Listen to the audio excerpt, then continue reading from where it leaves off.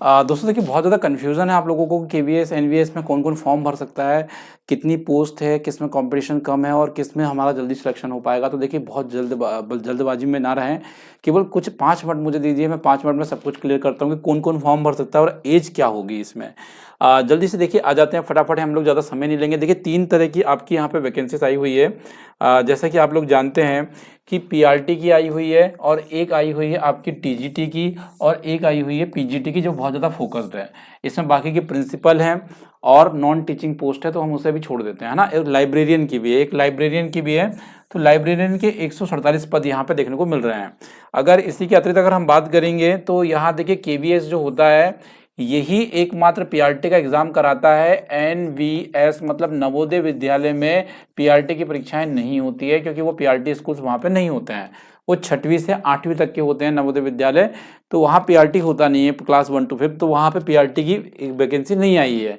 KVS में आ रही है 3,365 पद यहाँ देखने को मिल रहे हैं। तो बहुत पद है पीआरटी के लिए, और ये डेफिनेटली कौन अप्लाई कर सकता है। देखिए पीआरटी वो बच्चे अप्लाई कर सकते हैं मित्रों जिन्होंने 12th पास किया हो। आप कह रहे होंगे सर सभी ने 12th पास किया, क्या बात कर रहे हो आप, है ना। ये बात तो सही है। अब जिसने डीएड किया हो या इसी के इक्वल्स का कोई डिप्लोमा किया हो, डीएलएड हो गया, बीटीसी हो गया, ऐसा कुछ किया हो। इसके अतिरिक्त जिसने सीटेट पास किया हो, क्या पास किया हो भैया, सीटीईटी का पहला पेपर पास किया हो, सीटीईटी का पेपर 1 पास किया हो, तो वो लोग इस चीज़ को अप्लाई कर सकते हैं। ये ध्यान देने वाली बात है। अब ये बताओ इसमें डाउट कहाँ है। ठीक है, डाउट एज की बात कर लेते हैं।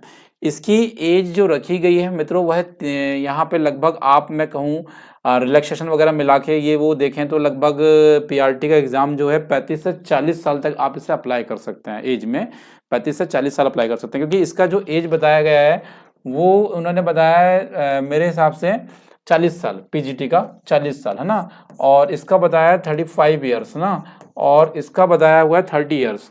तो यहाँ देखिए 30 ईयर्स ये बताया। महिला अगर आप हैं तो वैसे 10 साल का रिलैक्सेशन है, तो वैसे ही 40 साल तक आप अप्लाई कर सकते हैं।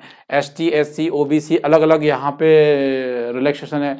कोई बच्चा हैंडीकैप्ड है तो उसको 15 साल का है, फिर अगर 15 साल मिला दूंगा तो ये 45 साल हो जाएंगे, ध्यान रखिएगा। तो आप थोड़ा देख लीजिएगा, उसका एक वीडियो मैंने बनाया था, वो वीडियो जाकर देख लीजिएगा आप, है ना। ये तो क्लियर कट हो गया कि पीआरटी भरना है तो केवीएस भरना पड़ेगा। 3,365 पद है, 12th पास है, डीएड है और सीटेट पेपर 1 क्लियर होना चाहिए।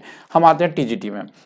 जब भी बात आएगी मित्रों टीजीटी की, तो ध्यान रखिएगा टीजीटी मतलब ट्रेन ग्रेजुएट टीचर। इसके लिए क्या है, इसमें केवीएस में पद आ रहे हैं 2,794 पद आ रहे हैं, एनवीएस में आ रहे हैं 2,978 पद आ रहे हैं। ये लैब का है 148 पद, वो अलग बात है। इसके लिए क्या चाहिए हमें, इसके लिए भी हमें ग्रेजुएशन चाहिए। ग्रेजुएशन अर्थात क्या होता है, या तो आपने बीए पास किया होना चाहिए, या आपने बीकॉम किया होना चाहिए, या आपने बीएससी किया होना चाहिए, और प्लस आपने क्या किया होना चाहिए, बीएड पास होना चाहिए।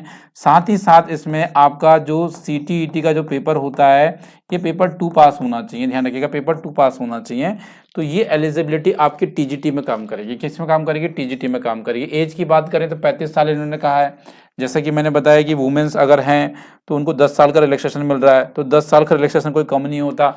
मिला दोगे 10 साल इसमें तो 45 साल हो जाएगी। कोई हैंडीकैप्ड है तो 15 साल मिला दो, 50 साल हो गई है। ठीक है, तो इस तरीके से बहुत सारे रिलैक्सेशन है, जिसके लिए आप वाला वीडियो देख लीजिएगा। बात करते हैं पीजीटी में, मैक्सिमम 40 साल है। इसमें रिलैक्सेशन मिलाओगे महिलाओं का तो 50 हो जाएगा, हैंडीकैप्ड का मिलाओगे तो 55 हो जाएगा, तो वो आप देख लीजिएगा। ठीक है, याद रखिएगा। केवीएस में पद आए हैं यहाँ पे 1465, एनवीएस में पद आए हैं 1513। तो दो तरह के पद यहाँ देखने को मिल रहे हैं। इसमें अगर आपको करना है तो आपके पास मास्टर डिग्री होनी चाहिए।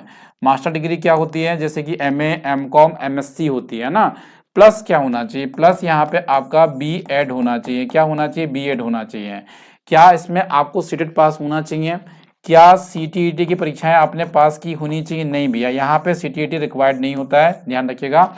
बिना विदाउट सीटेट यहाँ पे आप मास्टर डिग्री प्लस बीएड के साथ पीजीटी का फॉर्म भर सकते हैं, कोई दिक्कत की बात नहीं है। ठीक है, तो ये तो क्लियर कट हो गया आपको कि एक्चुअल कितनी वैकेंसीज हैं और क्या एज लिमिट्स है और क्या किस तरीके से क्या एलिजिबिलिटी होगी, कौन कौन सा बच्चा फॉर्म भर सकता है ना। तो ये चीज़ें क्लियर हो गई। इसमें टीजीटी में केवीएस एनवीएस दोनों हैं, पीजीटी में केवीएस एनवीएस दोनों हैं। और एक्चुअली सीटेट में कितने नंबर लगेंगे ये पूछ रहे होंगे आप लोग, थोड़ा सा कुछ बच्चे लोग। तो देखिए नोट करिएगा, जो बच्चा एसटी से है जो बच्चा एससी से है, जो बच्चा ओबीसी से है, उनको लगेंगे भैया 83 मार्क्स, ठीक है, ऑल ओवर द इंडिया कहीं भी। जो बच्चा जनरल कैटेगरी से है, जनरल वाले जो बच्चे यहाँ पर हैं, उन्हें लगेंगे 90 नंबर, चाहे महिला हो चाहे पुरुष हो, ठीक है, याद रखिएगा, चाहे महिला हो चाहे पुरुष हो। और ये जानकारी यहाँ जो है, यही जानकारी सत्य है और सही है। कोई अगर महिला वहिला को हिला के बताएगा कि नहीं भैया कम लगेंगे महिलाओं को, तो ऐसा कुछ होगा नहीं, ठीक है, याद रखिएगा। तो ये आपकी एलिजिबिलिटी के विषय में था। अभी भी कोई आपका प्रश्न रह गया और डेफिनेटली कमेंट बॉक्स में आप पूछ सकते हैं। जुड़ने के लिए धन्यवाद। Thank you so much.